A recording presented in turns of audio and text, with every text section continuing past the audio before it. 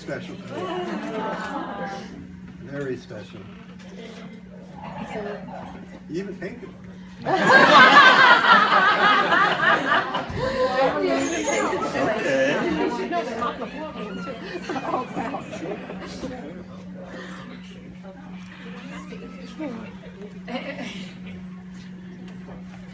So, you get to a certain point in your career, and you ask yourself, what is my legacy? Do I even have a legacy? Ultimately, you want to know if you made a difference in the world. Randy, we know that throughout your career, you've done great things and influenced God knows how many lives. But I don't know of a purer, more concentrated accomplishment than the creation and support of this study center. You've made a place where any student can get the help and support he or she needs, a home for the disenfranchised, and a perpetual fund of learning, as well as a teacher retirement plan that I may be considering applying. That's right.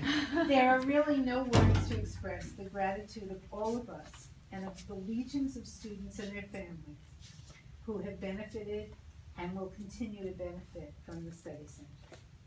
I know as a word master, punster, and puzzle maker, you can probably come up with lots of terms, but it comes down to one simple phrase: thank you. If what John Lennon said is true, and in the end, the love you take is equal to the love you make, you are lousy with love. Congratulations.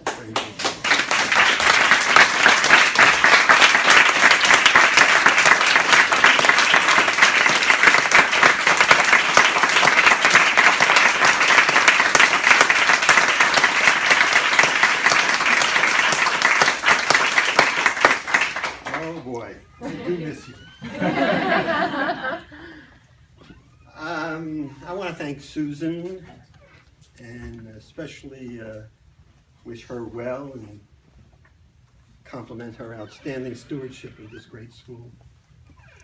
And of course, John and Sharon and this great faculty. That's quite a legacy, you. Let me give you a little history lesson, just a brief one, of how this place began.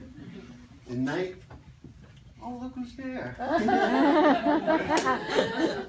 In 1997, I came in 96, the 96, 97 year, but in 1997, we saw that there was a math extra help, and there was English extra help, and there was a reading teacher, and an ESL teacher, and it was very divided up.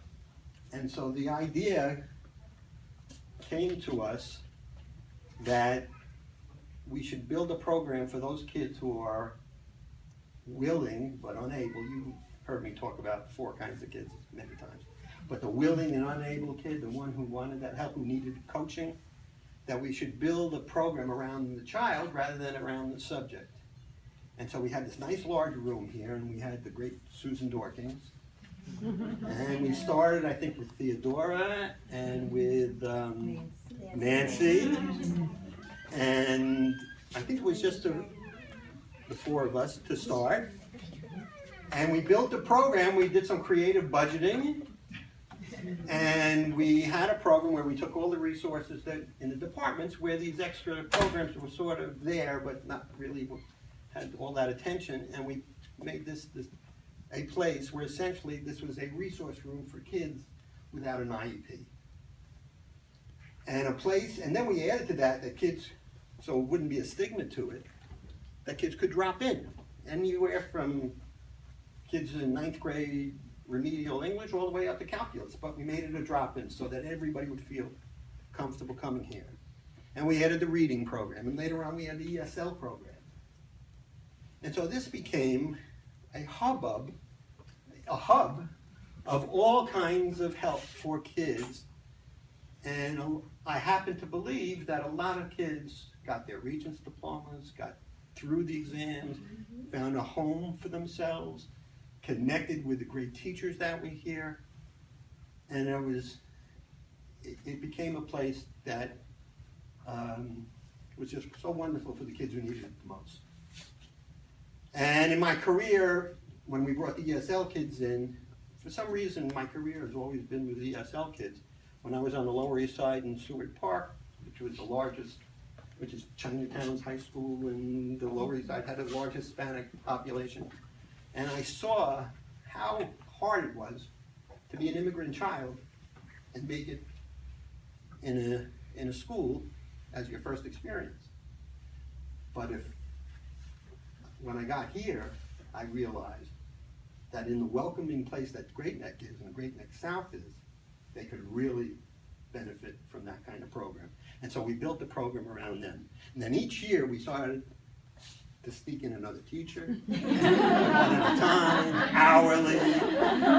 Teachers we really wanted to get into the building, we wanted to try out. This young man, how many of you started here in the study center? Rita did. Wow. People. David did. And this was became a proving ground for us. And look at the great educators that we got here. So over the years, it got bigger and bigger and became an empire until they finally figured out up on the hill what I was doing. But we were able to serve so many kids, and if you walk by here any day, you can see this place is filled with kids learning and connecting with a caring adult. And that's what we all wanted. And I know over the last 9 years, it's just, since 9 years, since it's thrived, and I'm delighted for it. So today has a lot of special meaning.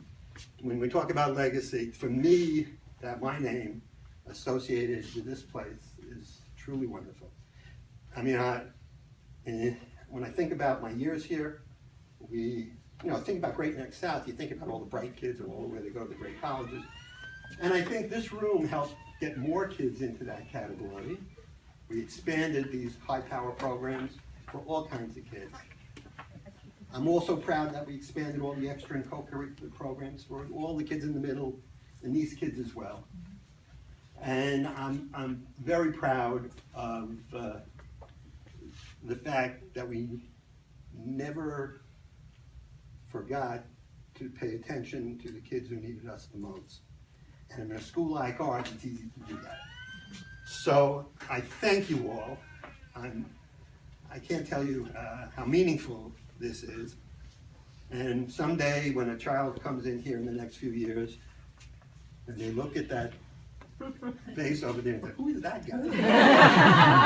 Somebody here may be able to tell you. And that's wonderful because they say that teachers affect eternity. You go on forever. You impact a child. That child grows up, becomes a great adult. They impact another child. Maybe they become a teacher and they impact many children. And this lets you live a little longer in your life. And they also say you really don't die until somebody doesn't say your name. Somebody may say my name, just say, who's that? So thank you all for coming. Thank you again for thinking of me. And I'm so proud and delighted. And see, Mayor, I was doing stuff. All those nights I wasn't home. But thank you. This is of all the things I've done here, this is my best idea. So thank you so much.